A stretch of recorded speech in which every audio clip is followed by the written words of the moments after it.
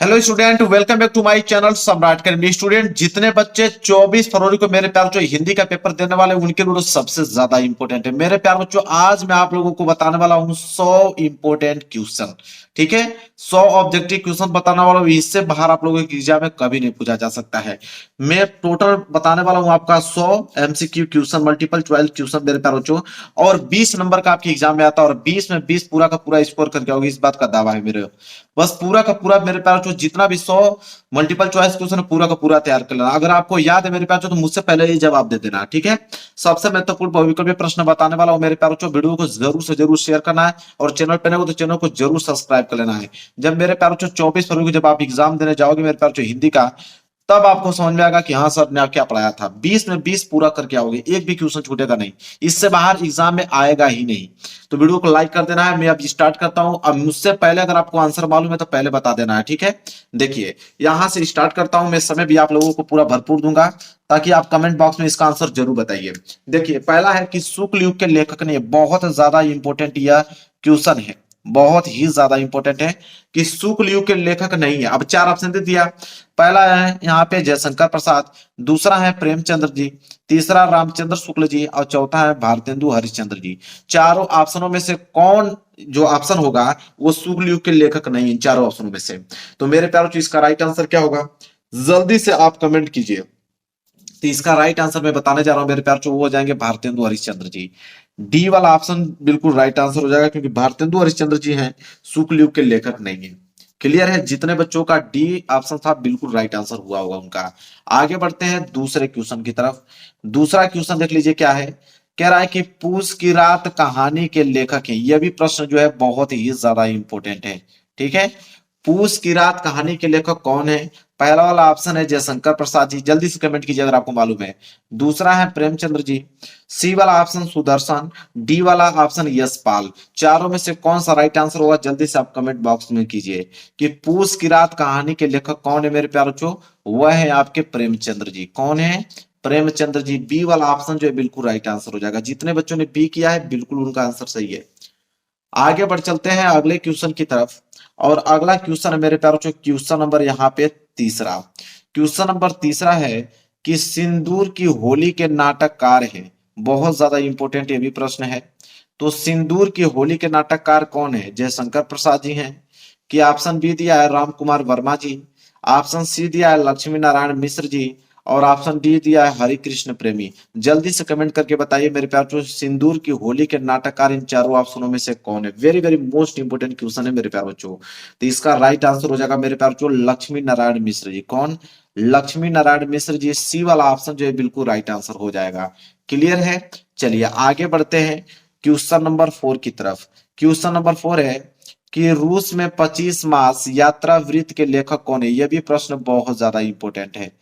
तो रूस में 25 मास यात्रा वृत्त के लेखक कौन है। ऑप्शन पहला doctor Nagendra, option B Prabhakar Machwe, option C Ram Vriksh Benipuri, और ऑप्शन डी है राहुल संकृत्यान। जल्दी से कमेंट करके बताइए कि रूस में 25 मास यात्रा वृत्त के लेखक इन चारों ऑप्शनों में से कौन है मेरे प्यारे बच्चों। वह है आपके राहुल संकृत्यान जी। तो जितने बच्चों ने डी दिया है बिल्कुल उनका राइट 100% ऑप्शन डी वाला सही है। आगे बढ़ते हैं अगले प्रश्न की तरफ। अगला प्रश्न है प्रश्न नंबर 5। देखिए प्रश्न नंबर पांचवा क्या है कि माटी हो गई सोना संस्मरण के लेखक है। तो माटी हो गई सोना एक संस्मरण है, इसके लेखक कौन है। ऑप्शन पहला है, पहला कन्हैयालाल मिश्र प्रभाकर जी, ऑप्शन दूसरा है देवेंद्र सत्यार्थी, ऑप्शन तीसरा है माखन लाल चतुर्वेदी जी, और ऑप्शन डी है राम वृक्ष बेनीपुरी। जल्दी से कमेंट करके बताइए कि माटी हो गई सोना संस्मरण के लेखक कौन है मेरे प्यारे बच्चों। वह है ऑप्शन नंबर पहला कन्हैया लाल मिश्र प्रभाकर जी। पहला वाला ऑप्शन जो है बिल्कुल राइट आंसर हो जाएगा। तो पांचवें का ए जो है बिल्कुल करेक्ट आंसर हो जाएगा। चलिए इसी के साथ आगे बढ़ते हैं क्वेश्चन नंबर 6 की तरफ। चलिए मेरे प्यार जो अगला प्रश्न देखिए, प्रश्न नंबर 6। देखिए प्रश्न नंबर 6 है कि रीति काल को अलंकृत काल किस विद्वान ने कहा था। तो मेरे प्यार जो रीति काल को अलंकृत काल किस विद्वान ने कहा है। पहला वाला ऑप्शन है विश्वनाथ प्रसाद मिश्र ने, ऑप्शन बी है मिश्र बंधुओं ने, ऑप्शन सी है रामचंद्र शुक्ल ने और ऑप्शन डी है जॉर्ज ग्रियर्सन ने। तो जल्दी से बताइए कि रीति काल को अलंकृत काल किस विद्वान ने कहा है। जल्दी से फटाफट कमेंट कीजिए मेरे प्यारे बच्चों। इसका राइट आंसर हो जाएगा मिस्र बंधुओं ने। कौन कहा? मिस्र बंधुओं ने कहा। बी वाला ऑप्शन जो है बिल्कुल राइट आंसर हो जाएगा, मिस्र बंधुओं। आगे बढ़ते हैं प्रश्न नंबर 7 का। जल्दी कमेंट करके बताइए कि निम्नलिखित में से कौन सी कृति जो है रीतिकालीन कवि देव की नहीं है। तो इसमें से कौन सी कृति ऐसी है जो रीतिकालीन कवि देव की नहीं है? पहला वाला ऑप्शन है कवि प्रिया, दूसरा है भाव विलास, ऑप्शन तीसरा है भवानी विलास, अपना ऑप्शन चौथा है रस विलास। जल्दी से बताइए कौन सी कृति रीतिकालीन कवि देव की नहीं है मेरे प्यारे बच्चों। तो इसका राइट आंसर हो जाएगा मेरे प्यारे बच्चों कवि प्रिया। क्या हो जाएगा? कवि प्रिया। जितने बच्चों ने ए वाला ऑप्शन पे क्लिक किया है बिल्कुल उनका आंसर सही है। आगे बढ़ेंगे अगले प्रश्न की तरफ। अगला प्रश्न है प्रश्न नंबर 8। देखिए प्रश्न नंबर 8 क्या है मेरे प्यारे बच्चों। कह रहा है कि भारतेंदु युग की विशेषता या प्रवृत्ति नहीं है। अब 4 ऑप्शन दिया, इसमें से बताना है कि भारतेंदु युग की विशेषता कौन नहीं है। पहला वाला ऑप्शन है कि राष्ट्रीयता की भावना, ऑप्शन बी वाला है कि सामाजिक चेतना का विकास, और ऑप्शन सी है कि अंग्रेजी शिक्षा का विरोध, और ऑप्शन डी है काव्य भाषा के रूप में खड़ी बोली। ठीक है, तो बताना है कि भारतेंदु की विशेषता इन चारों ऑप्शनों में से कौन नहीं है। तो इसका राइट आंसर हो जाएगा मेरे प्यारे बच्चों option number D. Option number D का मतलब मेरे प्यारे बच्चों कि काव्य भाषा के रूप में खड़ी बोली का प्रयोग। डी वाला ऑप्शन जो है वो भारतेंदु की विशेषता नहीं है। तो जितने बच्चों ने डी वाले ऑप्शन पे क्लिक किया बिल्कुल उनका आंसर सही है। आगे बढ़ेंगे अगला प्रश्न। अगला है प्रश्न नंबर 9। प्रश्न नंबर 9 है मेरे प्यारे बच्चों कि 1943 ईस्वी में प्रकाशित तार सप्तक का संपादन किसने किया। तो 1943 ईस्वी में प्रकाशित तार सप्तक का संपादन किसने किया मेरे प्यारे बच्चों।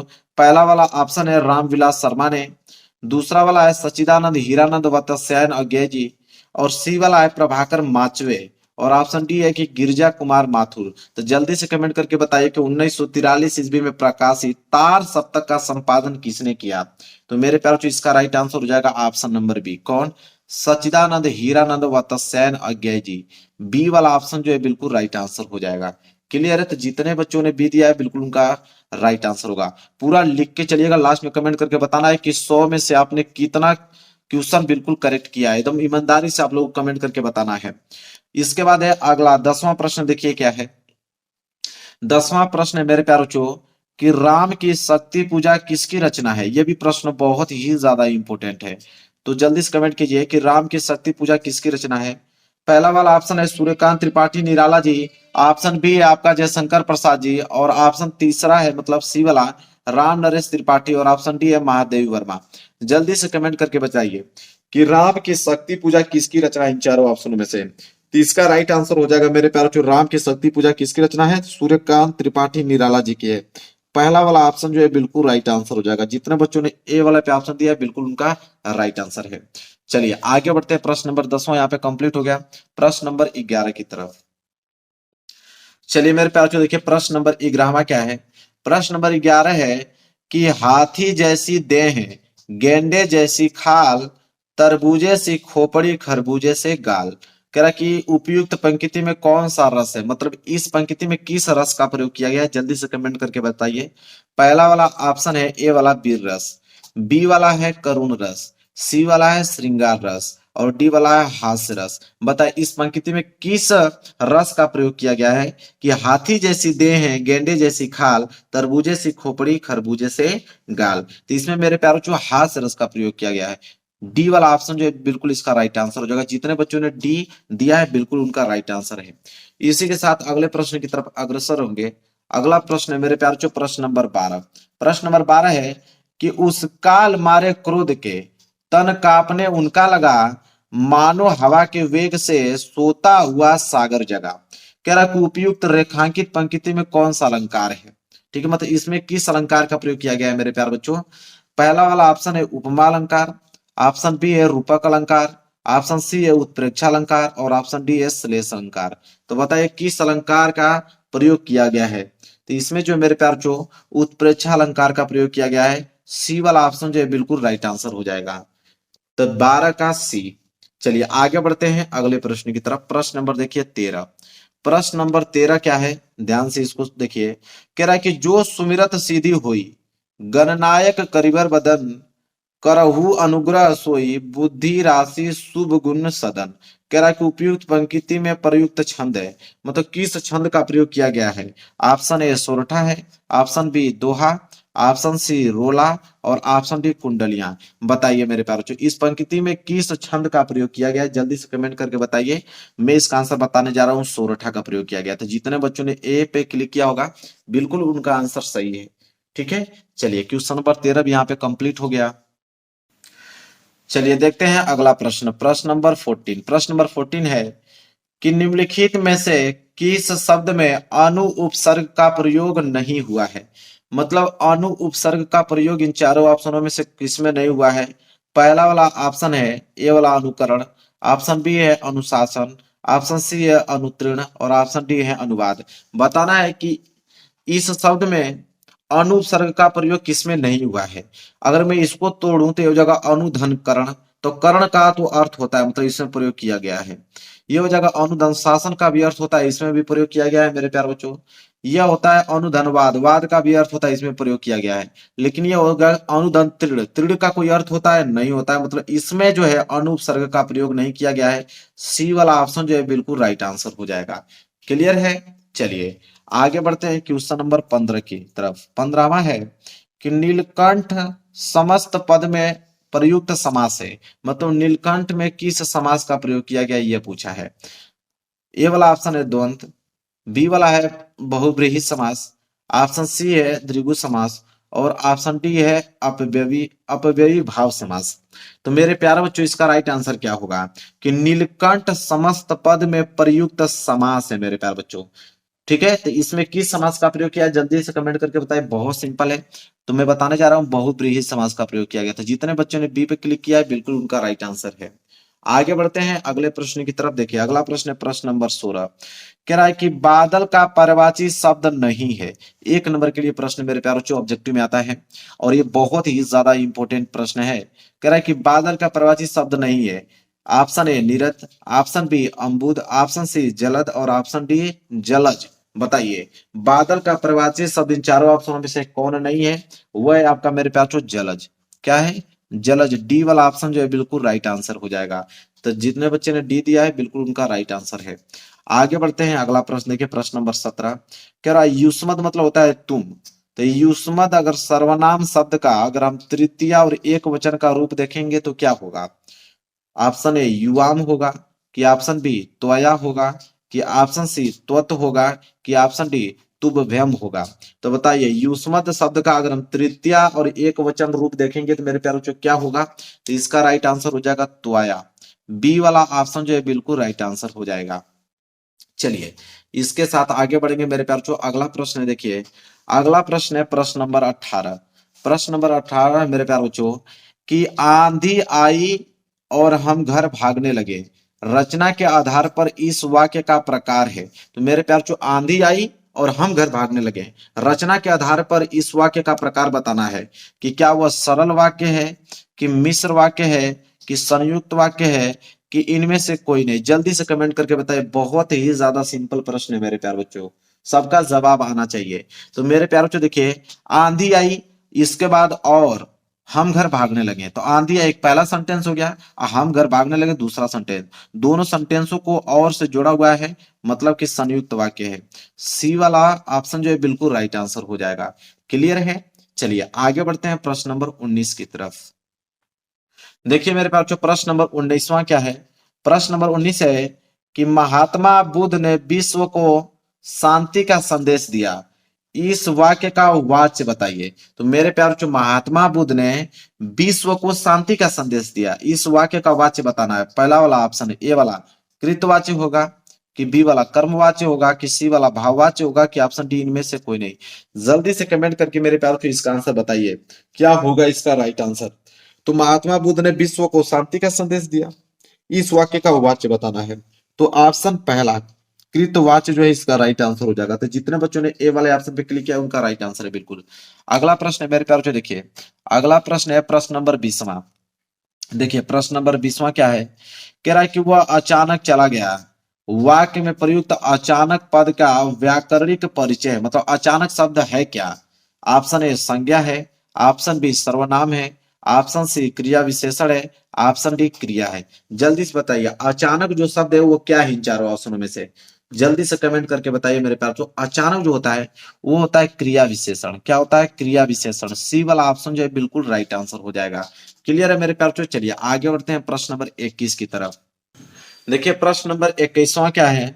प्रश्न नंबर 21वां है कि शुक्ल युगीन लेखक है, मतलब इन चारों ऑप्शन में से शुक्ल युग के लेखक कौन है?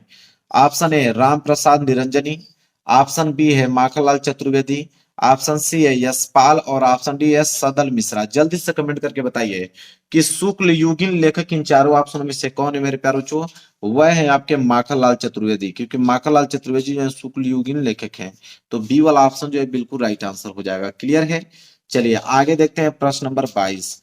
देखिए प्रश्न नंबर 22 है कि गुनाहों का देवता रचना की विधा है। बहुत इंपॉर्टेंट प्रश्न है मेरे प्यारे बच्चों। कह रहा है कि गुनाहों का देवता जो है वो जो ये जो गुनाहों का देवता एक रचना है और इसकी विधा क्या है ये बताना है। कहानी विधा है कि ऑप्शन बी नाटक विधा है कि ऑप्शन सी उपन्यास विधा है कि ऑप्शन डी आत्मकथा है। जल्दी से कमेंट करके बताइए कि गुनाहों के देवता रचना की विधा है। Very very most important question है मेरे प्यार बच्चों। तो यह हो जाएगी मेरे प्यार बच्चों उपन्यास विधा। क्या हो जाएगा? उपन्यास विधा। सी वाला ऑप्शन जो है बिल्कुल राइट आंसर हो जाएगा। क्लियर है? चलिए आगे बढ़ेंगे मेरे प्यार बच्चों। अगला प्रश्न देखिए क्या है। अगला प्रश्न है प्रश्न नंबर 23। देखिए प्रश्न नंबर 23वां है मेरे प्यारे बच्चों कि किशोरी लाल गोस्वामी की रचना है। तो किशोरी लाल गोस्वामी की रचना इन चारों ऑप्शन में से कौन है? ए वाला ऑप्शन है सरस्वती, ऑप्शन बी है राग दरबारी, ऑप्शन सी दुलाई पाली, ठीक है दुलाई वाली, इसके बाद है इंदुमती। जल्दी से कमेंट करके बताइए किशोरी लाल गोस्वामी की रचना इन चारों ऑप्शनों में से कौन है मेरे प्यारे बच्चों? तो वह है आपके इंदुमती। क्या है? इंदुमती। डी वाला ऑप्शन जो है बिल्कुल राइट आंसर हो जाएगा। तो जितने बच्चों ने डी पे क्लिक किया बिल्कुल उनका आंसर बिल्कुल 100% सही है। आगे बढ़ेंगे अगले प्रश्न की तरफ। प्रश्न नंबर 24। देखिए प्रश्न नंबर 24 है कि ध्रुव स्वामिनी के लेखक हैं। तो ध्रुव स्वामिनी के लेखक इन चारों ऑप्शनों में से कौन है? ऑप्शन है जयशंकर प्रसाद जी, ऑप्शन बी जगदीश चंद्र माथुर, ऑप्शन सी राम कुमार वर्मा जी और ऑप्शन डी मोहन राकेश। जल्दी से कमेंट करके बताइए कि ध्रुव स्वामिनी के लेखक इन चारों ऑप्शनों में से मेरे प्यारे बच्चों कौन है? Very very most important question है। तो वह है आपके जयशंकर प्रसाद। कौन है? जयशंकर प्रसाद। ए वाला ऑप्शन जो है बिल्कुल राइट आंसर हो जाएगा। आगे बढ़ेंगे अगला प्रश्न देखिए क्या है। प्रश्न नंबर 25। प्रश्न नंबर 25 है कि संस्कृति और सभ्यता निबंध के निबंधकार हैं। तो संस्कृति और सभ्यता निबंध के निबंधकार इन चारों ऑप्शन में से कौन है? ए वाला ऑप्शन है रामदास गौड़, बी वाला है श्याम सुंदर दास, ऑप्शन सी है रामचंद्र शुक्ल और ऑप्शन डी है डॉक्टर नागेंद्र। जल्दी से कमेंट करके बताइए कि संस्कृति और सभ्यता निबंध के निबंधकार इन चारों ऑप्शन में से कौन है मेरे प्यारों बच्चों? वह है आपके रामचंद्र शुक्ल जी। कौन है? रामचंद्र शुक्ल जी हैं। सी वाला ऑप्शन जो है बिल्कुल राइट आंसर हो जाएगा।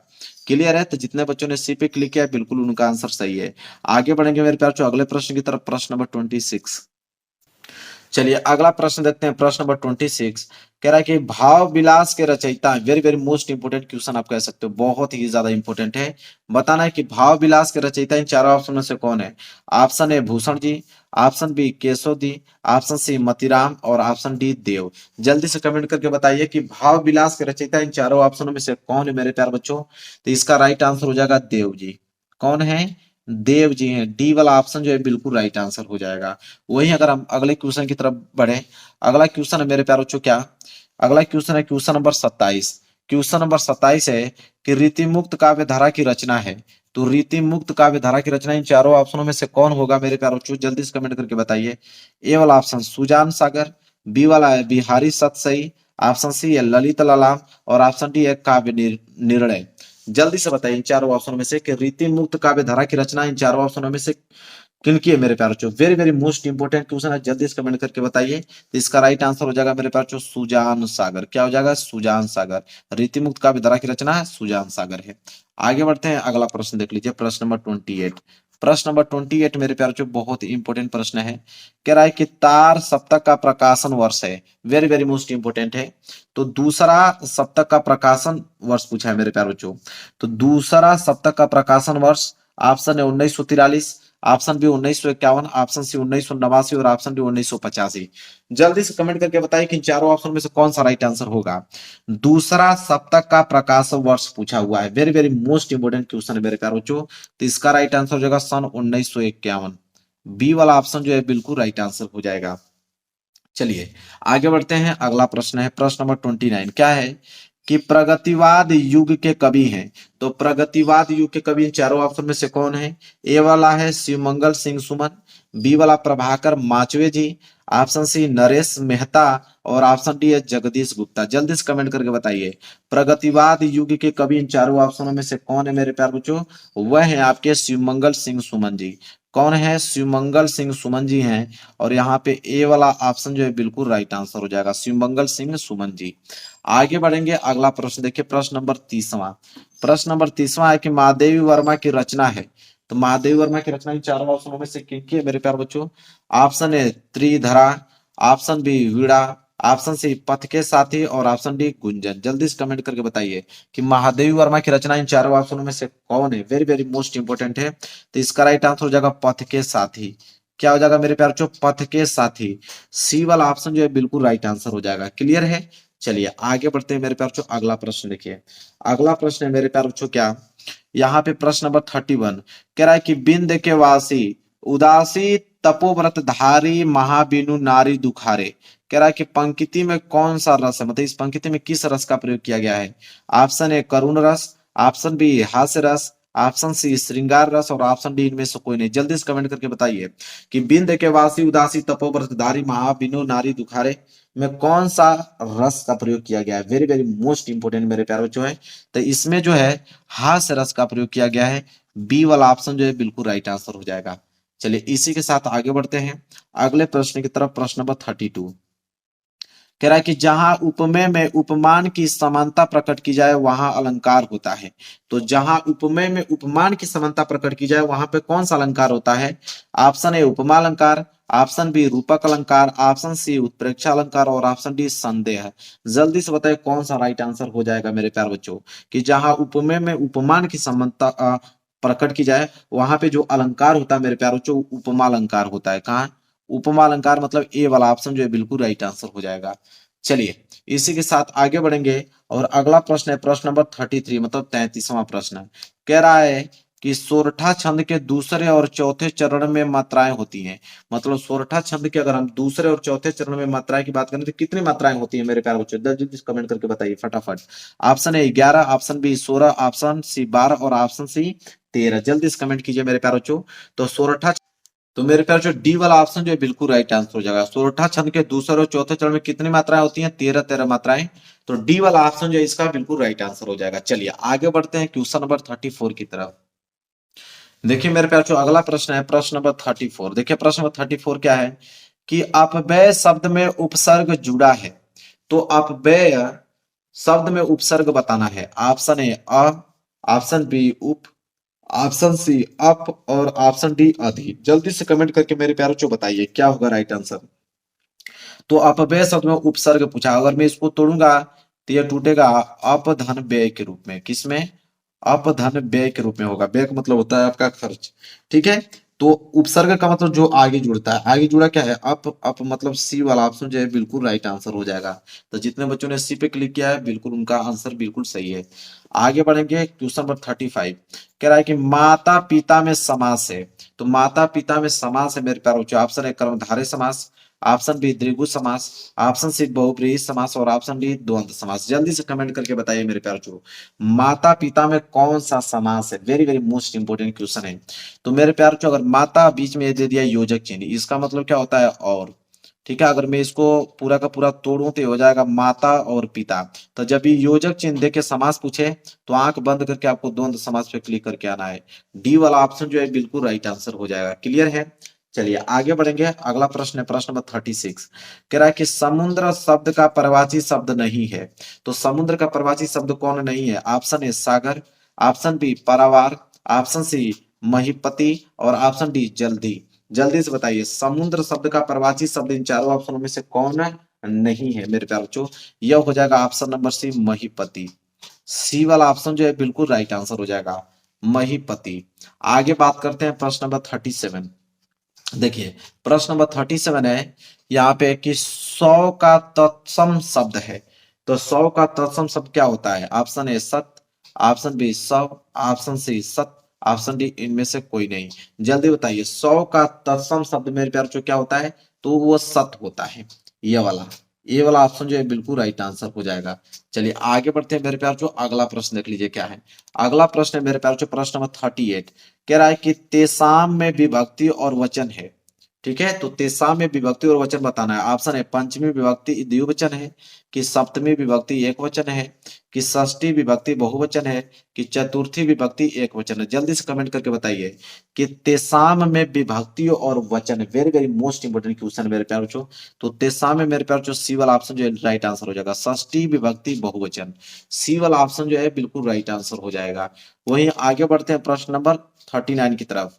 कह रहा है कि तुमसे सोया नहीं जा सकता। वाक्य में वाच्य बताना है कि तुमसे सोया नहीं जा सकता है, इसमें वाच्य क्या होगा? ऑप्शन ए कृतवाच्य होगा, ऑप्शन बी भाववाच्य होगा, ऑप्शन सी कर्मवाच्य और ऑप्शन डी इनमें से कोई नहीं।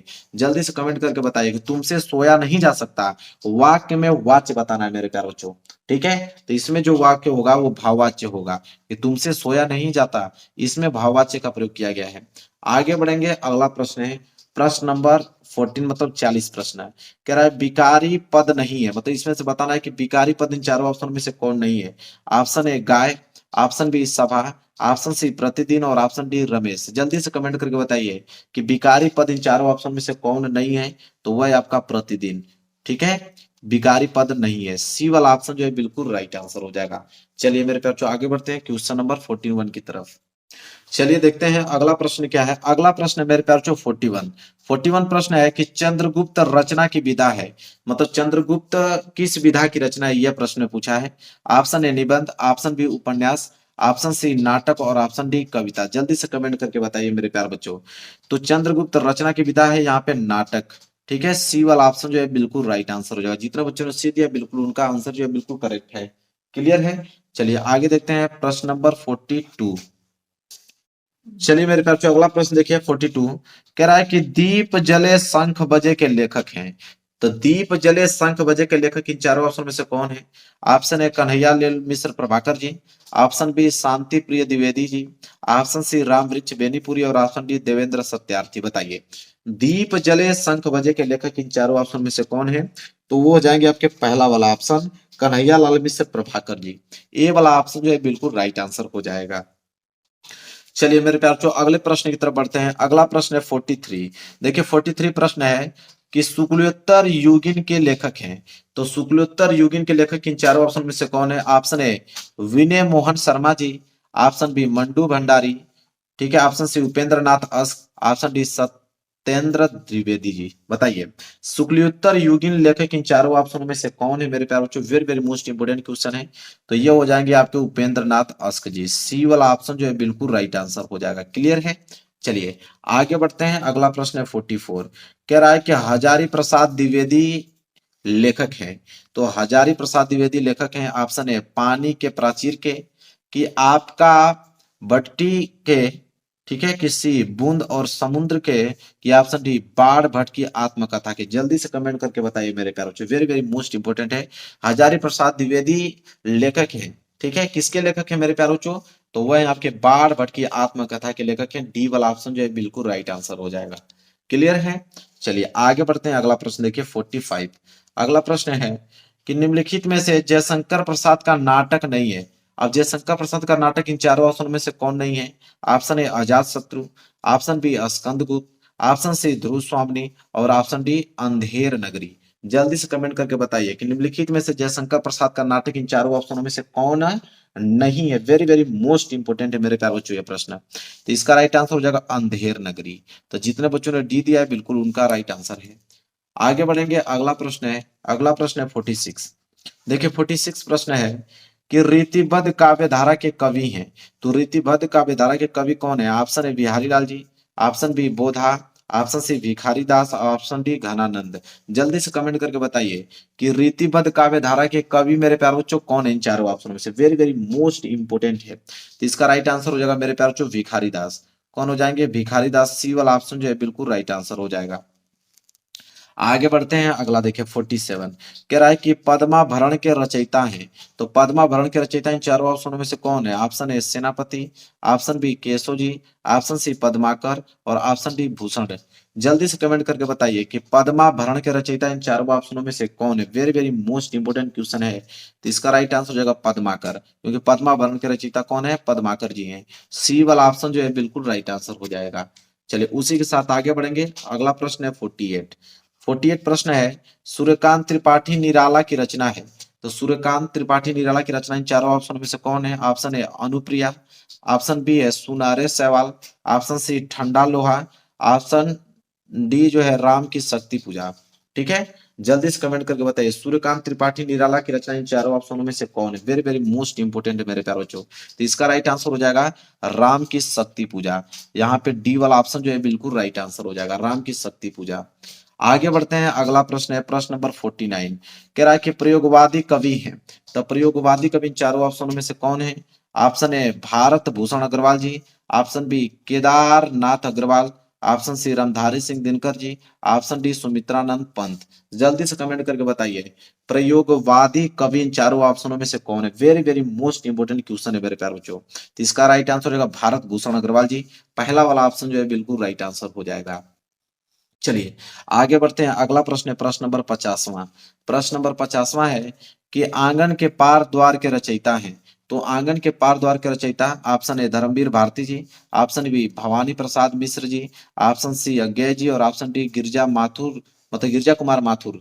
जल्दी से बताइए आंगन के पार द्वार के रचयिता कौन है। वेरी वेरी मोस्ट इंपोर्टेंट है मेरे प्यारे बच्चों। तो इसके रचयिता है अज्ञे जी। कौन है? अज्ञे जी, मतलब सी वाला ऑप्शन जो है बिल्कुल राइट आंसर हो जाएगा। चलिए इसी के साथ आगे बढ़ेंगे। अगला प्रश्न है प्रश्न नंबर 51। कह रहा है कि करुण रस का अस्थाई भाव। जल्दी से कमेंट करके बताइए कि करुण रस का अस्थाई भाव क्या होता है। ऑप्शन ए क्रोध, ऑप्शन बी शोक, ऑप्शन डी हर्ष, ऑप्शन डी भय। जल्दी से कमेंट करके बताइए मेरे प्यारे बच्चों कि करुण रस का अस्थाई भाव क्या होता है। तो करुण रस का अस्थाई भाव जो होता है वो शोक होता है। तो करुण रस का अस्थाई भाव शोक। क्लियर है। चलिए प्रश्न नंबर 51 हो गया, 52 की तरफ बढ़ते हैं। चलिए आगे बढ़ते हैं, अगला प्रश्न आ गया 52 प्रश्न है कि चरण कमल बंदो हरिराई में उपयुक्त अलंकार है। तो चरण कमल बंदो हरिराई में किस अलंकार का प्रयोग किया गया है? ऑप्शन ए उपमा अलंकार, ऑप्शन बी उत्प्रेक्षा अलंकार, ऑप्शन सी रूपक अलंकार, ऑप्शन डी यमक अलंकार। जल्दी से कमेंट करके बताइए कि चरण कमल बंदो हरिराई में किस अलंकार का प्रयोग किया गया है। Very very most important question है। तो इसमें जो है रूपक अलंकार का प्रयोग किया गया है। सी वाला ऑप्शन जो है बिल्कुल राइट आंसर हो जाएगा। वहीं अगर आगे बात करें, अगला प्रश्न है प्रश्न नंबर 53। क्या है देखिए, कह रहा है कि रोला छंद के प्रत्येक चरण में कितनी मात्राएं होती हैं। Very very most important question है कि रोला छंद के प्रत्येक चरण में कितनी मात्राएं होती हैं। ऑप्शन ए जो है वो 24, option B 16, option C 13, option D 11। जल्दी से कमेंट करके बताइए कि रोला छंद के प्रत्येक चरण में कितनी मात्राएं होती है मेरे प्यारे बच्चों। तो 24 मात्राएं होती है, मतलब ए वाला ऑप्शन जो है बिल्कुल राइट आंसर हो जाएगा। चलिए आगे बढ़ते हैं, अगला प्रश्न है 54। जल्दी से इसका आंसर दीजिए कि अभ्यागत शब्द में उपसर्ग है। तो अभ्यागत शब्द में उपसर्ग बताना है। ऑप्शन ए अनु, ऑप्शन बी अपि, ऑप्शन सी अव और ऑप्शन डी अभी। जल्दी से बताइए कि इसका राइट आंसर क्या होगा। तो अगर मैं इसको तोड़ूं तो यह अभिधन आगत के रूप में टूटेगा। किसमें? अभिधन आगत के रूप में टूटेगा। तो आगे जो जुड़ा है वही उपसर्ग कहलाएगा अभी। अभी मतलब डी वाला ऑप्शन जो है बिल्कुल राइट आंसर हो जाएगा। चलिए अगला प्रश्न है मेरे प्यारे बच्चों, प्रश्न नंबर 55 कि नील कमल में समास है। तो नील कमल में कौन सा समास का प्रयोग किया गया है? ऑप्शन ए द्वंद्व, ऑप्शन बी द्विगु, ऑप्शन सी कर्मधारय, ऑप्शन डी बहुब्रीहि। जल्दी से बताइए कि नील कमल में कौन सा समास का प्रयोग किया गया है मेरे प्यारे बच्चों। तो इसमें जो है कर्मधारय समास का प्रयोग किया गया है। कर्मधारय समास मतलब 55 का सी वाला ऑप्शन जो है बिल्कुल राइट आंसर है। तो जितने बच्चों ने सी दिया है बिल्कुल उनका आंसर करेक्ट है। आगे बढ़ेंगे, अगला प्रश्न देखिए क्या है। अगला प्रश्न है 56। कह रहा है कि योगी शब्द का तद्भव शब्द होगा। अगर योगी शब्द का तद्भव देखा जाए तो क्या होगा? ऑप्शन ए जोगी, ऑप्शन बी योगी, ऑप्शन सी जोगी, ऑप्शन सी डी इनमें से कोई नहीं। जल्दी से कमेंट करके बताइए कि योगी शब्द का जो तद्भव शब्द होगा क्या होगा मेरे प्यारे बच्चों। तो योगी का जोगी होगा। ठीक है, तो ए वाला ऑप्शन जो है बिल्कुल राइट आंसर हो जाएगा। वहीं आगे बात करें प्रश्न नंबर 57। कह रहा है कि युष्मत शब्द का अगर हम सप्तमी विभक्ति एक वचन का रूप देखेंगे तो क्या होगा। तो युष्मत का सप्तमी विभक्ति एक वचन क्या होगा? तव होगा। कि त्वत होगा, कि त्वयी होगा, कि तुभ्यम होगा? जल्दी बताइए कि युष्मत शब्द का अगर हम सप्तमी विभक्ति एक वचन का रूप देखेंगे मेरे प्यार बच्चों तो क्या होगा? वेरी वेरी मोस्ट इंपोर्टेंट है। तो हो जाएगा त्वयी। क्या हो जाएगा? त्वयी। सी वाला ऑप्शन जो है बिल्कुल राइट आंसर हो जाएगा। क्लियर मेरे प्यार बच्चों? चलिए आगे बढ़ते हैं। अगला प्रश्न देखिए, प्रश्न नंबर 58। प्रश्न नंबर 58 है कि रचना के आधार पर वाक्य के कितने भेद होते हैं? Very very most important question है मेरे प्यार बच्चों। तो रचना के आधार पर वाक्य के कितने भेद होते हैं? Option A 8, option B 3, option C 4 और ऑप्शन डी इनमें से कोई नहीं। बताइए।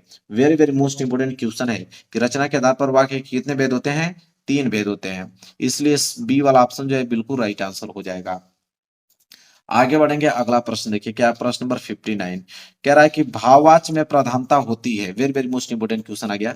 तो भाववाच्य में प्रधानता होती है, ऑप्शन ए कर्ता की, ऑप्शन बी कर्म की, ऑप्शन सी क्रिया की, ऑप्शन डी इनमें से कोई नहीं। बताइए मेरे प्यार बच्चों। तो भाववाच्य में प्रधानता किसकी होती है मेरे प्यार बच्चों? तो क्रिया की होती है। क्रिया मतलब सी वाला ऑप्शन जो है बिल्कुल राइट आंसर हो जाएगा। क्रिया की होती है। वहीं आगे बढ़ते हैं। अगला प्रश्न देख लीजिए, क्या प्रश्न नंबर 60 कह रहा है कि अविकारी शब्द है।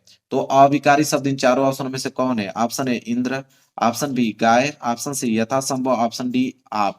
बताइए कि अविकारी शब्द इन चारों ऑप्शन में से कौन है? वह है आपके यथासंभव। सी वाला ऑप्शन जो है बिल्कुल राइट आंसर हो जाएगा। क्लियर है मेरे प्यारे बच्चों? चलिए तो 60 प्रश्न यहां से हो गया कंप्लीट। आगे बढ़ेंगे प्रश्न नंबर 61 की तरफ। चलिए मेरे प्यारे बच्चों, अगला प्रश्न देखिए, प्रश्न नंबर 61 क्या है? कह रहा है कि हिंदी साहित्य के श्रेष्ठ निबंधकार, आलोचक एवं इतिहासकार के रूप में जाने जाते हैं। बताइए। हिंदी साहित्य के श्रेष्ठ निबंधकार, आलोचक एवं इतिहासकार के रूप में जाने जाते हैं कौन? बाल कृष्ण भट्ट जी, कि पद्मलाल पूनालाल बख्शी जी, कि ऑप्शन सी रामचंद्र शुक्ल, क्या ऑप्शन डी इनमें से कोई नहीं? जल्दी से बताइए कि इन चारों ऑप्शन में से कौन सा ऑप्शन राइट आंसर है मेरे प्यारे बच्चों 61 का? वेरी वेरी मोस्ट इंपोर्टेंट है। तो ये हो जाएंगे रामचंद्र शुक्ल जी। क्या हो जाएंगे? रामचंद्र शुक्ल। सी वाला ऑप्शन जो है बिल्कुल राइट आंसर हो जाएगा। वहीं आगे बात करते हैं। अगला है 62 कि महादेवी वर्मा द्वारा रचित रेखा चित्र है। तो महादेवी वर्मा द्वारा रचित रेखा चित्र इन चारों ऑप्शन में से कौन है? ऑप्शन ए तो ये जिंदगी मुस्कुराई, ऑप्शन बी है अतीत के चलचित्र, ऑप्शन सी है गांव की साज और ऑप्शन डी है बाजे पायलिया के घुंघरू। बताइए कि महादेवी वर्मा द्वारा रचित रेखा चित्र इन चारों ऑप्शन में से कौन है? वह है आपके अतीत के चलचित्र। बी वाला ऑप्शन जो है बिल्कुल राइट आंसर हो जाएगा। आगे बात करते हैं। अगला प्रश्न देखिए, प्रश्न नंबर 63 63 प्रश्न क्या है कि कोणार्क के रचनाकार हैं। तो कोणार्क के रचनाकार इन चारों ऑप्शन में से कौन है? Option A Jagdish Mathur ji, option B Ram Kumar Verma ji, option C Jaishankar Prasad और ऑप्शन डी जो है विजय प्रभाकर जी। जल्दी से कमेंट करके बताइए कि कोणार्क के रचनाकार इन चारों ऑप्शनों में से कौन होगा? बहुत ही ज्यादा इंपॉर्टेंट है मेरे प्यारे बच्चों। वह है आपके जगदीश माथुर जी। कौन है? जगदीश माथुर। ए वाला ऑप्शन जो है बिल्कुल राइट आंसर हो जाएगा। आगे बढ़ते हैं। अगला है क्वेश्चन नंबर 64 कि चलो चांद पर चले के रचनाकार हैं। तो चलो चांद पर चले के रचनाकार कौन है? ऑप्शन है धर्मवीर भारती जी, ऑप्शन बी जो है वह है जयप्रकाश भारती जी और ऑप्शन सी जो है वह है अज्ञे जी और ऑप्शन डी मोहन राकेश। बताइए जल्दी से कि चलो चांद पर चले के रचनाकार कौन है मेरे प्यारे बच्चों? वह है आपके जयप्रकाश भारती जी।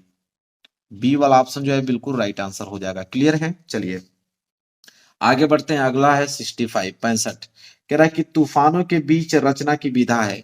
तो तूफानों के बीच रचना की विधा है, ऑप्शन ए कहानी विधा है, कि ऑप्शन बी उपन्यास विधा है, ऑप्शन सी एकांकी है, कि ऑप्शन डी रिपोर्टाज है। जल्दी से बताइए।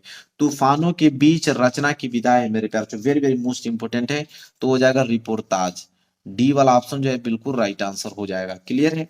चलिए आगे बात करते हैं। अगला प्रश्न है प्रश्न नंबर 66 कह रहा है कि केशव दास किस काल के कवि हैं? बहुत ही ज्यादा इंपॉर्टेंट है। तो केशव दास किस काल के कवि हैं मेरे प्यारे बच्चों? ऑप्शन ए आदिकाल, ऑप्शन बी रीतिकाल, ऑप्शन सी भक्ति काल, ऑप्शन डी आधुनिक काल। Very very most important question है मेरे प्यारे बच्चों। तो केशव दास किस काल के कवि हैं? जल्दी से आप इसका जवाब दीजिए। तो यह है आपके रीतिकाल। बी वाला ऑप्शन जो है बिल्कुल राइट आंसर हो जाएगा। क्लियर है? चलिए आगे देखते हैं। अगला है 67 कह रहा है कि भारत भारती के रचनाकार है मेरे प्यारे बच्चों। जल्दी से बताइए भारत भारती के रचनाकार कौन है? ऑप्शन ए Maithili Sharan Gupt ji, option B Bharatendu Harishchandra ji, option C Makhanlal Chaturvedi, option D Surdas. बताइए मेरे प्यारे बच्चों कि भारत भारती के रचनाकार कौन है? ठीक है, तो वो है आपके मैथिली शरण गुप्त जी। तो जितने बच्चों ने ए दिया है बिल्कुल उनका आंसर बिल्कुल करेक्ट है। आगे बढ़ते हैं, अगला प्रश्न देख लीजिए, प्रश्न नंबर 68 क्या है कि भारतेंदु युग की समय अवधि है, तो भारतेंदु युग की समय अवधि कितनी मानी जाती है? ऑप्शन ए सन 1900 से लेकर 1928 तक, सन 1868 से लेकर 1900 तक, सन 1919 से लेकर 1992 तक, और 1800 से लेकर 1826 ईस्वी तक। बताइए भारतेंदु युग की समय अवधि कितनी मानी जाती है? वेरी वेरी मोस्ट इंपोर्टेंट है मेरे प्यारों बच्चों।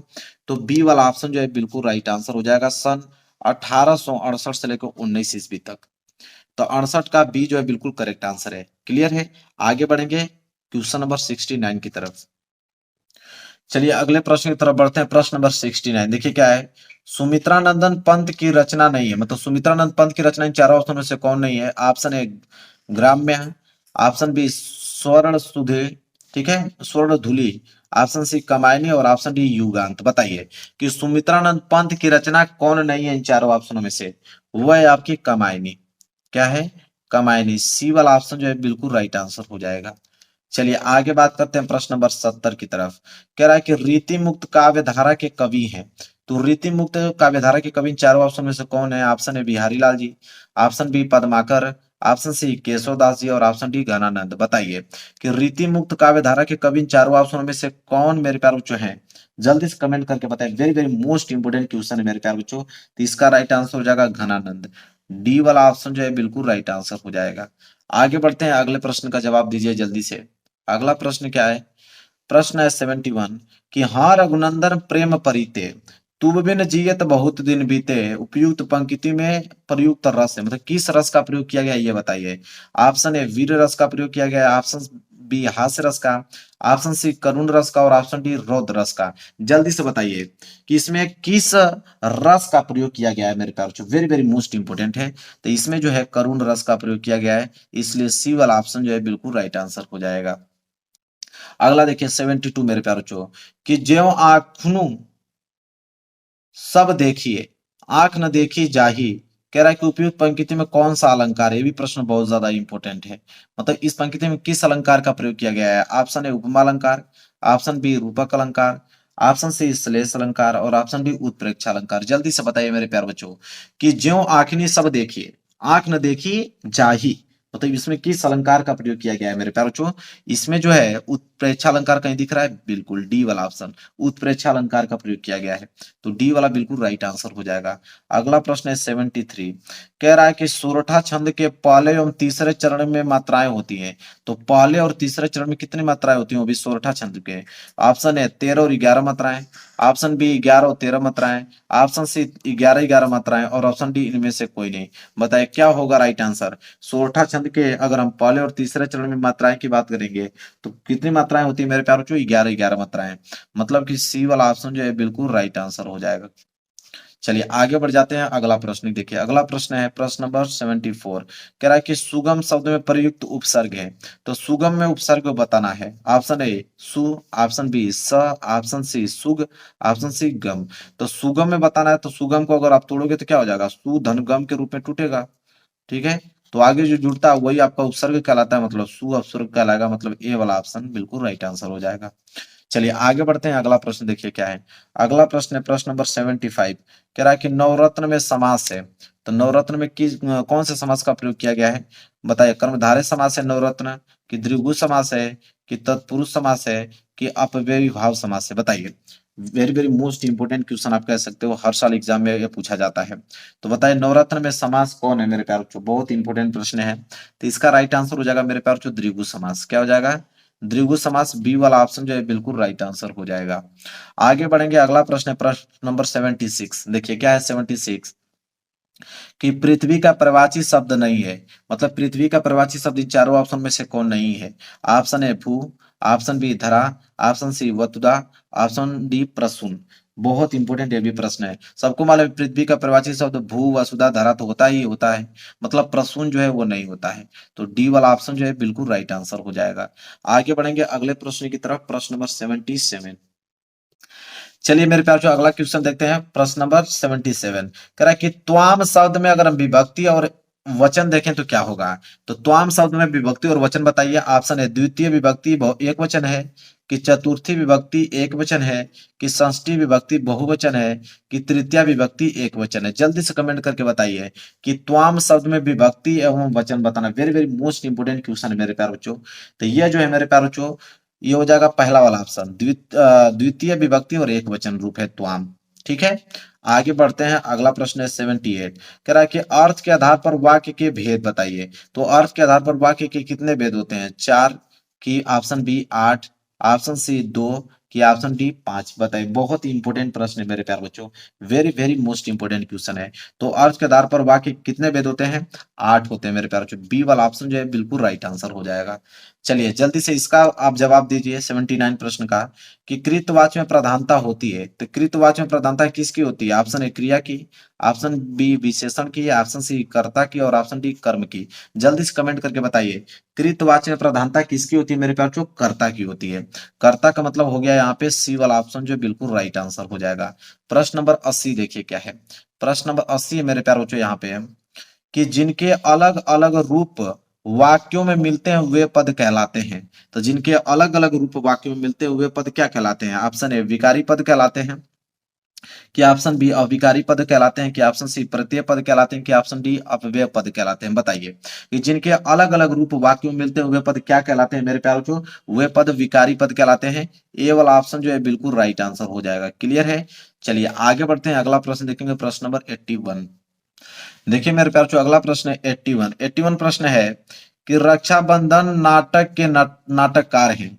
तो रक्षाबंधन नाटक के नाटककार इन चारों ऑप्शन में से कौन है। ऑप्शन है उपेंद्र नाथ अस्क जी, ऑप्शन बी हरिकृष्ण प्रेमी जी, ऑप्शन सी राम कुमार वर्मा जी, और ऑप्शन डी चतुरसेन शास्त्री। बताइए रक्षाबंधन नाटक के नाटककार इन चारों ऑप्शन में से कौन है। तो मेरे प्यारे बच्चों वह है आपके हरिकृष्ण प्रेमी जी।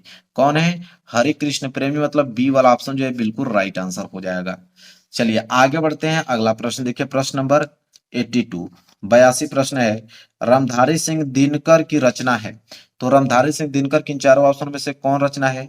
ऑप्शन ए संस्कृति के 4 अध्याय, ऑप्शन बी साहित्य और कला, ऑप्शन सी अनंत आकाश, और ऑप्शन डी इंद्रजाल। बताइए मेरे प्यारे बच्चों रामधारी सिंह दिनकर की रचना इन चारों ऑप्शनों में से कौन है। वेरी वेरी मोस्ट इंपोर्टेंट है। तो हो जाएंगे संस्कृति के 4 अध्याय, पहला वाला ऑप्शन जो है बिल्कुल राइट आंसर हो जाएगा। आगे है अगला प्रश्न 83, कह रहा है कि राम दरबारी रचना के उपन्यासकार हैं। तो राम दरबारी रचना के उपन्यासकार कौन है। Option A Kamleshwar, option B Shrilal Shukla ji, option C Agyeya, और ऑप्शन डी नरेश मेहता। जल्दी बताइए राम दरबारी रचना के उपन्यासकार कौन है मेरे प्यारे बच्चों, वह है आपके श्रीलाल शुक्ला जी, मतलब बी वाला ऑप्शन जो है बिल्कुल राइट आंसर हो जाएगा। चलिए आगे बढ़ते हैं। अगला है 84 प्रश्न है कि शुक्ल युग का अन्य नाम कौन सा है। तो शुक्ल युग को अन्य किस नाम से जाना जाता है। ऑप्शन ए प्रसाद युग से, ऑप्शन बी प्रेमचंद्र युग, ऑप्शन सी छायावाद युग, और ऑप्शन डी ए सभी। बताइए शुक्ल युग का अन्य नाम कौन सा है। तो शुक्ल युग का अन्य नाम जो मेरे प्यारे बच्चों ये सभी होंगे, क्योंकि इन्हें हम प्रसाद युग भी कहते हैं, प्रेमचंद्र युग भी कहते हैं, छायावाद युग भी कहते हैं। इसलिए डी वाला ऑप्शन जो है बिल्कुल राइट आंसर हो जाएगा। अगला प्रश्न देखिए क्या है। अगला प्रश्न है 85 कि विष्णु प्रभाकर किस युग के कहानीकार हैं। तो विष्णु प्रभाकर जो है किस युग के कहानीकार हैं। ऑप्शन ए भारतेंदु युग, ऑप्शन बी छायावादी युग, ऑप्शन सी द्विवेदी युग, और ऑप्शन डी इनमें से कोई नहीं। बताइए विष्णु प्रभाकर किस युग के कहानीकार हैं। Very very most important question है। तो ये हो जाएगा ऑप्शन नंबर डी इनमें से कोई नहीं। तो 85 भी क्लियर हो गया। आगे बढ़ेंगे क्वेश्चन नंबर 86 की तरफ। चलिए देखिए अगला प्रश्न है 86, कह रहा है कि भाव विलास के रचनाकार कौन है। तो भाव विलास के रचनाकार option A Keshavdas, option B Dev ji, option C Padmakar, option D Matiram. जल्दी से कमेंट करके बताइए मेरे प्यारे बच्चों भाव विलास के रचनाकार कौन है। तो भाव विलास के रचनाकार जो है वो बी वाला ऑप्शन देव जी है। बी वाला ऑप्शन जो है बिल्कुल राइट आंसर हो जाएगा। आगे है 87 है कि प्रयोगवादी काव्य की विशेषता है। तो प्रयोगवादी काव्य की विशेषता कौन है। ऑप्शन ए चित्रमयी कल्पना की प्रधानता, ऑप्शन बी रूढ़ियों के प्रति विद्रोह, ऑप्शन सी प्राकृतिक वर्णन, ऑप्शन डी आश्रदताओं की प्रशंसा। बताइए प्रयोगवादी काव्य की विशेषता इन चारों ऑप्शन में से कौन है। Very very most important question है मेरे प्यारे बच्चों। तो ये हो जाएगा रूढ़ियों के प्रति विद्रोह। बी वाला ऑप्शन जो है बिल्कुल राइट आंसर हो जाएगा, रूढ़ियों के प्रति विद्रोह। आगे बढ़ते हैं। अगला प्रश्न देखिए 88, कह रहा है कि काव्य की प्रकृति एवं रचना शैली के आधार पर रीतिकाल की कितनी धाराएं स्वीकार की गई हैं? वेरी वेरी मोस्ट इंपोर्टेंट है। तो काव्य की प्रवृत्ति एवं रचना शैली के आधार पर रीतिकाल की कितनी धाराएं जो हैं स्वीकार की गई हैं मेरे प्यारे बच्चों? ऑप्शन ए जो है 1, ऑप्शन बी 5, ऑप्शन सी 3 और ऑप्शन डी 6। जल्दी से कमेंट करके बताइए मेरे प्यारे बच्चों, very very most important question है। तो इसका राइट आंसर हो जाएगा मेरे प्यारे बच्चों सी। क्या हो जाएगा? सी। 3 धाराएं स्वीकार की गई हैं। आगे बढ़ते हैं, अगला प्रश्न है 89। 89 है कि जौहर काव्य के रचनाकार हैं। तो जौहर काव्य के रचनाकार कौन है? Option A Shyam Narayan Pandey ji, option B जो है राम नरेश त्रिपाठी जी, ऑप्शन सी जो है सुमित्रानंद पंत और ऑप्शन डी करमवीर और धर्मवीर भारती जी, सॉरी। तो बताइए कि जौहर काव्य के रचनाकार इन चारों ऑप्शनों में से कौन है? Very very most important question मेरे प्यारे बच्चों, जल्दी से बताइए। तो इसका राइट आंसर हो जाएगा श्याम नारायण पांडे जी। पहला वाला ऑप्शन जो है बिल्कुल राइट आंसर हो जाएगा। चलिए अगला प्रश्न देखिए 90। कह रहा चिदम्बरा के रचनाकार कौन है? तो चिदम्बरा के रचनाकार कौन है? Option A Jaishankar Prasad, option B Suryakant Tripathi Nirala, option C Sumitranand Pant और ऑप्शन डी महादेवी वर्मा। जल्दी से कमेंट करके बताइए चिदम्बरा के रचनाकार कौन है मेरे प्यारे बच्चों? वह है आपके सुमित्रानंद पंत जी। सी वाला ऑप्शन जो है बिल्कुल राइट आंसर हो जाएगा। क्लियर है? तो जितने बच्चों ने सी दिया है उनका आंसर बिल्कुल करेक्ट है। आगे बढ़ेंगे, अगला देखिए प्रश्न नंबर 91। कह रहा है कि पुनि पुनि मुनि उकसही अकुलाही, देखी दशा हरगन मुस्काई। कह रहा है कि उपयुक्त पंक्ति में रस है, मतलब इस पंक्ति में किस रस का प्रयोग किया गया है? ऑप्शन ए वीर रस, ऑप्शन ए वीर रस, ऑप्शन बी हास्य रस, ऑप्शन सी करुण रस, ऑप्शन डी वात्सल्य रस। बताइए, वेरी वेरी मोस्ट इंपोर्टेंट है कि इस पंक्ति में किस अलंकार का प्रयोग किया गया है? तो इसमें जो है हास्य रस का प्रयोग किया गया। तो जितने बच्चों ने बी पे क्लिक किया उनका आंसर बिल्कुल करेक्ट है। चलिए आगे बढ़ते हैं, अगला प्रश्न देखिए। अगला है प्रश्न 92। आहुति सी गिर पड़ी चिता पर, चमक उठी ज्वाला से। कह रहा है कि इस पंक्ति में कौन सा अलंकार है, मतलब इस पंक्ति में किस अलंकार का प्रयोग किया गया है? ऑप्शन ए अनुप्रास अलंकार, ऑप्शन बी उपमा अलंकार, ऑप्शन सी श्लेष अलंकार और ऑप्शन डी रूपक अलंकार। बताइए जल्दी से। आहुति सी गिर पड़ी चिता पर, चमक उठी ज्वाला से, बताना है कि इसमें किस अलंकार का प्रयोग किया गया है? तो इसमें जो मेरे प्यारे जो उपमा अलंकार का प्रयोग हुआ है, इसलिए बी वाला ऑप्शन जो है बिल्कुल राइट आंसर हो जाएगा। चलिए आगे बढ़ते हैं अगले प्रश्न की तरफ, प्रश्न नंबर 93। चलिए मेरे प्यारे बच्चों देखिए, प्रश्न नंबर 93 है कि दोहा छंद का ठीक उल्टा छंद कौन सा है? तो दोहा छंद का ठीक उल्टा छंद कौन सा है? ऑप्शन ए चौपाई, ऑप्शन बी रोला, ऑप्शन सी सोरठा, ऑप्शन डी बैरवे। बताइए कि दोहा छंद का ठीक उल्टा छंद कौन सा होता है? तो मेरे प्यारे बच्चों वो होता है सोरठा। ठीक है, दोहा का उल्टा क्या होता है? सोरठा। सी वाला ऑप्शन जो है बिल्कुल राइट आंसर हो जाएगा। आगे बढ़ेंगे 94। देखिए 94 क्या है? अनुरूप शब्द में प्रयुक्त उपसर्ग है। ऑप्शन ए अ, ऑप्शन बी अन, ऑप्शन सी अनु, ऑप्शन डी रूप। अब मेरे प्यारे जो उपसर्ग की बात करें अनुरूप, तो इसको तोड़ोगे तो क्या हो जाएगा? अनुधन रूप के रूप में टूटेगा, अनुधन और रूप के रूप में टूटेगा, और जो आगे जुड़ता है वही आपका उपसर्ग कहलाता है, मतलब अनु। अनु मतलब सी वाला ऑप्शन जो है बिल्कुल राइट आंसर हो जाएगा। चलिए आगे बढ़ते हैं, अगला प्रश्न है 95, प्रश्न 95। रामकृष्ण में कौन सा समास है? ऑप्शन ए अपव्ययभाव समास, ऑप्शन बी द्वंद्व समास, ऑप्शन सी कर्मधारय समास, ऑप्शन डी तत्पुरुष समास। अभी मैंने आप लोगों को एक ट्रिक बताया था कि राम कृष्ण, मैंने बताया था योजक चिन्ह आ जाए तो आंख बंद करके द्वंद्व समास पे ट्रिक लगाना है। मैंने अभी जस्ट पहले कुछ समय पहले आप लोगों के सामने जिक्र किया था इसको। अगला प्रश्न है प्रश्न नंबर 96। देखिए क्या है? कह रहा है कि वायु समीर बयार परवाह, मतलब वायु समीर बयार परवाची शब्द किनके हैं? ऑप्शन ए सूर्य के, ऑप्शन बी तारों के, ऑप्शन सी हवा के, ऑप्शन डी बादलों के। ये तो बहुत सिंपल है, जल्दी से कमेंट करके बता दीजिए इसका आंसर। तो ये हवा के हैं, क्योंकि वायु मतलब ये हवा होता है।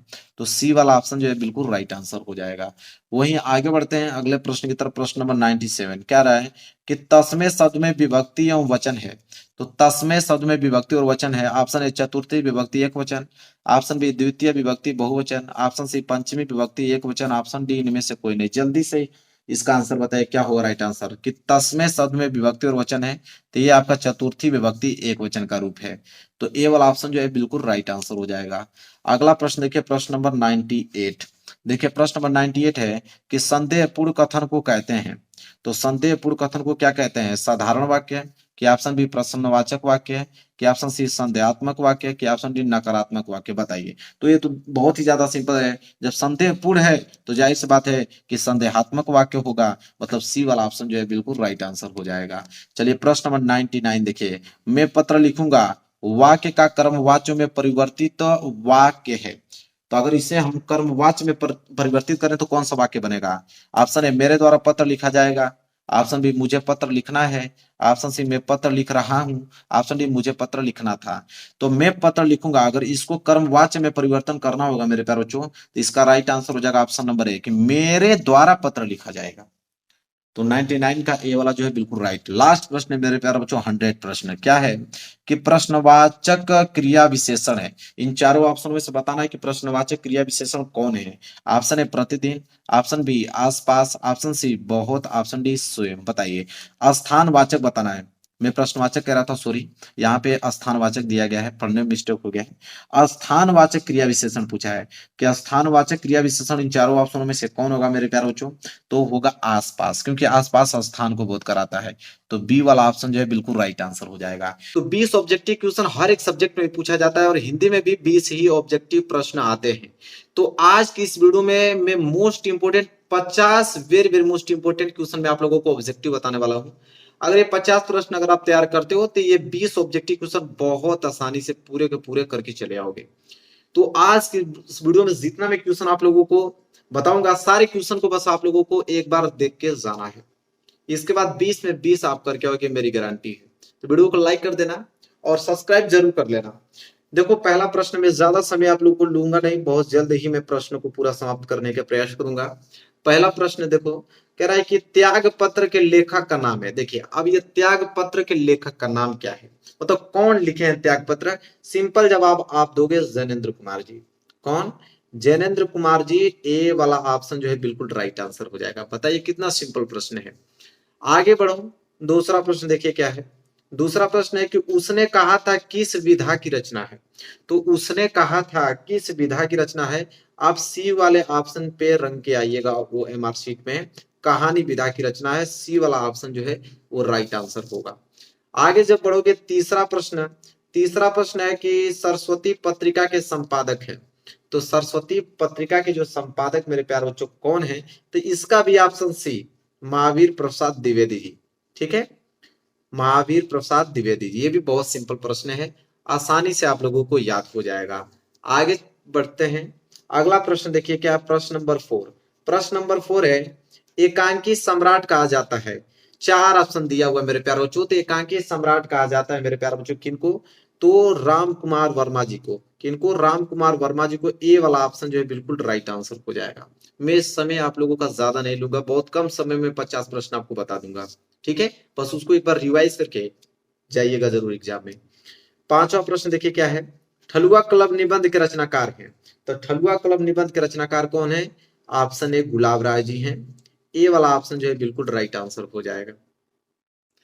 आगे बढ़ते हैं, प्रश्न नंबर 6। देखिए प्रश्न नंबर 6 क्या है, जय पराजय किस विधा की रचना है। तो जय पराजय किस विधा की रचना है? सी वाले ऑप्शन पे आप लोगों को क्लिक करना है, नाटक विधा की रचना है। बहुत सिंपल प्रश्न है मेरे प्यारे बच्चों। आगे देख लो, 7वां प्रश्न क्या कह रहा है कि भूले बिसरे चित्र के रचनाकार हैं। तो भूले बिसरे चित्र के रचनाकार कौन है इन चारों ऑप्शनों में से? तो वो है आपके भगवती चरण वर्मा जी। ए वाला ऑप्शन जो है बिल्कुल करेक्ट आंसर हो जाएगा। आगे देखिए 8वां प्रश्न, झूठा सच किस विधा की रचना है। तो झूठा सच किस विधा की रचना है? उपन्यास विधा की।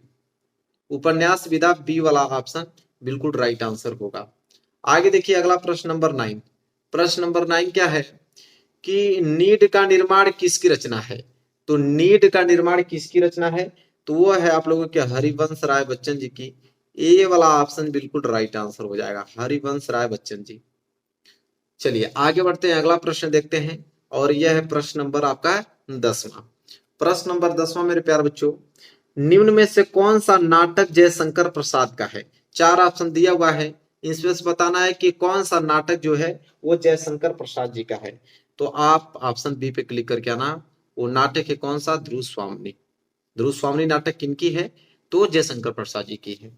आगे देख लो प्रश्न नंबर 11। प्रश्न नंबर 11 क्या बोल रहा है, एक घूंट के रचनाकार हैं। तो एक घूंट के रचनाकार कौन है? तो जयशंकर प्रसाद जी। कौन है? जयशंकर प्रसाद जी। ए वाला ऑप्शन बिल्कुल क्या हो जाएगा? Right answer. चलिए आगे देखते हैं प्रश्न नंबर 12। प्रश्न नंबर 12 है, झलमला किसकी रचना है। तो झलमला इन चारों ऑप्शन में से किसकी रचना है? तो आप सी वाले ऑप्शन पे क्लिक करके आइएगा। कौन है? पद्मलाल पूनालाल बख्शी जी। सी वाला ऑप्शन बिल्कुल क्या हो जाएगा? करेक्ट आंसर हो जाएगा। झलमला किसकी रचना है? तो पद्मलाल पूनालाल बख्शी जी के। आगे देखिए 13वां प्रश्न, वर्फ की गुड़िया के रचनाकार हैं। तो वर्फ की गुड़िया के रचनाकार कौन है? तो जयप्रकाश भारती जी हैं। कौन है? जयप्रकाश भारती जी। बी वाला ऑप्शन जो है वो राइट आंसर हो जाएगा, जयप्रकाश भारती जी। आगे देख लीजिए प्रश्न नंबर 14, पानी में चंदा और चांद पर आदमी के लेखक हैं।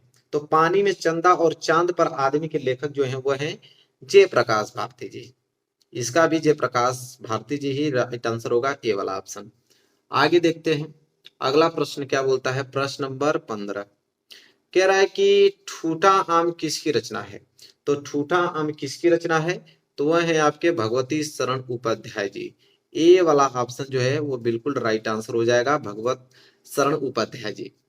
आगे देखिए अगला प्रश्न क्या बोल रहा है। अगला प्रश्न दिया है कि ईर्ष्या तू न गई मेरे मन से के रचनाकार हैं। तो ईर्ष्या तू न गई मेरे मन से रचनाकार हैं कौन है? रामधारी सिंह दिनकर जी हैं। रामधारी सिंह दिनकर। ए वाला ऑप्शन जो है बिल्कुल करेक्ट आंसर हो जाएगा। आगे बढ़ते हैं प्रश्न नंबर 17। प्रश्न नंबर 17 मेरे प्यारों जो क्या है कि संस्कृति के 4 अध्याय के लेखक। तो संस्कृति के 4 अध्याय के लेखक कौन है? तो इन दोनों ऑप्शनों में से कोई भी नहीं है। आगे देखते हैं, 2 ऑप्शन पीछे दिया हुआ है संस्कृति के 4 अध्याय के लेखक। तो देखिए पीछे सी वाला ऑप्शन होगा, कौन? रामधारी सिंह दिनकर। तो सी वाला ऑप्शन जो है राइट आंसर हो जाएगा। आगे बढ़ते हैं अगला प्रश्न देखिए क्या है। अगला प्रश्न नंबर 18। प्रश्न नंबर 18 है भारतीय संस्कृति नामक निबंध के लेखक। तो भारतीय संस्कृति नामक निबंध के लेखक कौन है मेरे प्यारे बच्चों? बी वाले ऑप्शन पे रंग किया जाएगा। कौन है वो है डॉक्टर राजेंद्र प्रसाद जी। बी वाला ऑप्शन जो है बिल्कुल करेक्ट आंसर हो जाएगा। आगे बढ़ेंगे प्रश्न नंबर 19, मेरी अपनी आत्मकथा किस विधा की रचना है? तो मेरी अपनी आत्मकथा किस विधा की रचना है? आत्मकथा विधा की रचना है। यहाँ पे सी वाला ऑप्शन जो है बिल्कुल राइट आंसर हो जाएगा। आगे बढ़ते हैं प्रश्न नंबर 20वां, निम्न में से कौन सा निबंधकार शुक्ल युग के हैं? मतलब इन चारों ऑप्शन में से कौन सा निबंधकार ऐसे हैं जो शुक्ल युग से बिलोंग करते हैं? तो बाबू गुलाब राय, श्याम सुंदर दास, जयशंकर प्रसाद, ये जो तीनों लोग हैं ये तीनों लोग ही शुक्ल युग के निबंधकार हैं। इसलिए आप कौन सा ऑप्शन क्लिक करके आओगे? डी वाला, उपयुक्त सभी। ठीक है, आगे बढ़ते हैं अगला प्रश्न देखिए प्रश्न नंबर 21। प्रश्न नंबर 21 क्या कह रहा है कि हिंदी साहित्य में शुक्ल युग की समय सीमा है। तो हिंदी साहित्य में शुक्ल युग की समय सीमा कितनी मानी गई है? तो 1919 ईस्वी से लेकर 1938 तक। बी वाले ऑप्शन पे आप लोगों को क्लिक करके आना है। आगे बढ़ेंगे तो प्रश्न नंबर 22 मिलेगा, सूरज का 7वां घोड़ा किस विधा की रचना है? तो सूरज का 7वां घोड़ा किस विधा की रचना है? तो उपन्यास विधा की रचना है। ए वाला ऑप्शन जो है वो करेक्ट आंसर हो जाएगा, उपन्यास विधा। आगे जब बढ़ेंगे प्रश्न नंबर 23, तितली उपन्यास है। ठीक है, तितली उपन्यास है तो सब लोग जानते हैं कौन है, जयशंकर प्रसाद जी की है। तो ए वाला ऑप्शन जो है वो करेक्ट आंसर हो जाएगा प्रश्न नंबर 23 का। आगे देखते हैं अगला प्रश्न नंबर 24। प्रश्न नंबर 24 है अजात शत्रु किस विधा की रचना है? तो अजात शत्रु किस विधा की रचना है? नाटक विधा की रचना है। सी वाले ऑप्शन पे आप लोगों को क्लिक करके आना है, नाटक विधा। आगे देखते हैं प्रश्न नंबर 25, गुलाब राय द्वारा रचित आत्मकथा कौन सी है? तो गुलाब राय द्वारा रचित आत्मकथा इन चारों ऑप्शन में से कौन सी है? तो वह है मेरी असफलताएं। सी वाले ऑप्शन पे आप लोगों को क्लिक करके आना है, मेरी असफलताएं करेक्ट आंसर होगा। आगे देखिए प्रश्न नंबर 26, छायावादी युग के प्रमुख लेखक हैं। तो छायावादी युग के प्रमुख लेखक इन चारों ऑप्शन में से कौन है? वह है आपके राम कुमार वर्मा जी। सी वाला ऑप्शन जो है वो करेक्ट आंसर हो जाएगा, राम कुमार वर्मा जी। आगे देखते हैं प्रश्न नंबर 27, मुंशी प्रेमचंद्र द्वारा संपादित पत्रिकाएं हैं। तो मुंशी प्रेमचंद्र द्वारा संपादित जो पत्रिका है वह है मेरे प्यारो बच्चों मर्यादा और हंस। ये वाला ऑप्शन जो है वो बिल्कुल राइट आंसर हो जाएगा, मर्यादा और हंस। आगे बढ़ेंगे अगला प्रश्न बहुत इंपॉर्टेंट है, प्रश्न नंबर 28, कलम का सिपाही की रचना किसने की? तो कलम के सिपाही की रचना किसने किया? तो वह है आपके अमृत राय जी, अमृत राय। बी वाला ऑप्शन जो है वो राइट आंसर हो जाएगा आप लोगों का।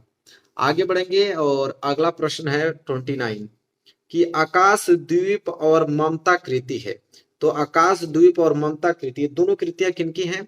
तो आप कहोगे कि जयशंकर प्रसाद जी की हैं। दोनों कृति किनकी हैं? तो जयशंकर प्रसाद जी की हैं। और ए वाला ऑप्शन जो है वो बिल्कुल राइट आंसर हो जाएगा। चलिए आगे बढ़ते हैं और अगला प्रश्न देखते हैं। प्रश्न नंबर 30वां कह रहा है कि गबन उपन्यास है। तो गबन किनका उपन्यास है? तो वो भी प्रेमचंद्र जी का ही है, मुंशी प्रेमचंद्र जी का। ए वाला ऑप्शन जो है वो करेक्ट आंसर हो जाएगा। आगे बढ़ेंगे, अगला प्रश्न देखेंगे 31। चिंतामणि निबंध संग्रह है। तो चिंतामणि निबंध संग्रह किनकी है? तो वह है आपके रामचंद्र शुक्ल जी, आचार्य रामचंद्र शुक्ल जी हैं। ए वाला ऑप्शन जो है वो बिल्कुल राइट आंसर हो जाएगा प्रश्न नंबर 31 का। अगला प्रश्न 32 देखिए, गुनाहों के देवता उपन्यास के लेखक हैं। तो गुनाहों के देवता उपन्यास के लेखक कौन है? तो धर्मवीर भारती जी हैं। ये वाला ऑप्शन जो है वो बिल्कुल राइट आंसर हो जाएगा, धर्मवीर भारती जी। आगे देखिए प्रश्न नंबर 33, क्या लिखूं किस विधा की रचना है? तो क्या लिखूं किस विधा की रचना है? तो निबंध विधा की रचना है। ए वाला ऑप्शन जो है वो राइट आंसर हो जाएगा, निबंध विधा। आगे बढ़ते हैं, अगला प्रश्न 34, मेरी तिब्बत यात्रा कृति है। तो मेरी तिब्बत यात्रा कृति कौन है? राहुल संकृत्यायन की है। ए वाला ऑप्शन जो है वो बिल्कुल राइट आंसर हो जाएगा, राहुल संकृत्यायन। आगे बढ़ते हैं और अगला प्रश्न देखते हैं, प्रश्न नंबर 35, हिंदी का प्रथम नाटक माना जाता है। तो हिंदी का प्रथम नाटक माना जाता है नहुस को। किनको? नहुस को। ये प्रश्न बहुत ज्यादा इंपॉर्टेंट है, इस पे थोड़ा केयर कीजिएगा, एक दो बार पढ़ के ही जाइएगा, ठीक है। तो हिंदी का प्रथम नाटक माना जाता है नहुस को। बी वाला ऑप्शन जो है वो राइट आंसर होगा। चलिए प्रश्न नंबर 36 देखिए, ये भी प्रश्न बहुत ज्यादा इंपॉर्टेंट है। हिंदी का प्रथम उपन्यास पूछा है कि हिंदी का प्रथम उपन्यास है। तो हिंदी का प्रथम उपन्यास किनको कहा गया है? परीक्षा गुरु को, ठीक है। तो परीक्षा गुरु जो है वो हिंदी का प्रथम उपन्यास है। आगे देखिए अगला प्रश्न 37, हिंदी का प्रथम कहानी। तो हिंदी के प्रथम कहानी किनको कहा गया है? तो कौन सी कहानी है? इंदुमती। इंदुमती जो कहानी है वो हिंदी की प्रथम कहानी है, इंदुमती। याद रखिएगा, तीनों प्रश्न जो लगातार मैं बताया हूं 35, 36 और 37, ये तीनों ही ज्यादा बहुत इंपॉर्टेंट है। इन तीनों को थोड़ा आप केयर करके पढ़िएगा, थोड़ा रिवाइज उसको ज्यादा कीजिएगा, क्योंकि प्रश्न बनेंगे आपके एग्जाम में। अगला प्रश्न 38, आंसू के रचनाकार हैं। तो आंसू के रचनाकार कौन है? जयशंकर प्रसाद जी हैं। डी वाला ऑप्शन जो है वो बिल्कुल राइट आंसर हो जाएगा, जयशंकर प्रसाद जी। आगे बढ़ेंगे, अगला प्रश्न 39 देखेंगे, छायावाद की विशेषता है। तो छायावाद की विशेषता मेरे प्यारे बच्चों इन चारों ऑप्शन में से कौन है? तो सौंदर्य एवं प्रेम वेदना। सी वाला ऑप्शन जो है वो बिल्कुल राइट आंसर हो जाएगा, सौंदर्य एवं प्रेम, यह छायावाद की विशेषता होती है। आगे बढ़ेंगे, अगला प्रश्न 40वां प्रश्न है, हिंदी का प्रथम महाकाव्य माना जाता है। तो हिंदी का प्रथम महाकाव्य माना जाता है किनको? तो पृथ्वीराज रासो को माना जाता है। ए वाला ऑप्शन जो है वो बिल्कुल करेक्ट आंसर हो जाएगा, पृथ्वीराज रासो। जब आगे बढ़ेंगे अगला प्रश्न देखेंगे 41, आधुनिक युग की मीरा है। तो आधुनिक युग की मीरा किनको कहा जाता है?